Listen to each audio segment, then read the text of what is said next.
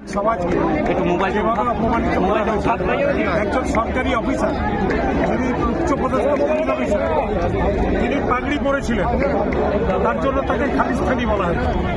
আমি তিনি এই কথাটা বলেছেন, তাকে অবিলম্বে গ্রেপ্তার করা উচিত এবং সমস্ত শিখ সমাজকে আমি অনুরোধ করবো যে এই অপমানের যে তারা করেছেন তার বিরুদ্ধে তারা যে লড়াই নেমেছেন, আমরা সঙ্গে আছি, আমাদের মাননীয় মুখ্যমন্ত্রীর সঙ্গে আছেন, পশ্চিমবঙ্গের মানুষ আপনাদের সঙ্গে আছেন, আপনারা লড়াই করুন, আমরা সঙ্গে আছি। প্রধানমন্ত্রী তো দেশের উপরে বেশ করে সবকিছু বলেন, সেই পথেই কি হাঁটছেন?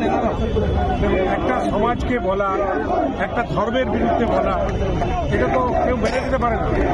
কারণ ভারতবর্ষের সংবিধানে যে কোনো মানুষেরই সাংবিধানিক অধিকার আছে যে কোনো ধর্ম পালন করা, যে কোনো ভাষাতে কথা বলা এবং যে কোনো জাতির মানুষ হোক তাদের সমান अधिकार। सर, सरकार के तौर पर क्या कोई कानूनी कार्रवाई होगी इन पर? सरकार के तौर पर कोई कानूनी कार्रवाई होगी? कानूनी कार्रवाई तो जरूर हुआ होगा, लेकिन कानूनी कार्रवाई तो करके जो अपमान किया है, जो इंसल्ट किया है, उसका उचित शिक्षा भी होना चाहिए।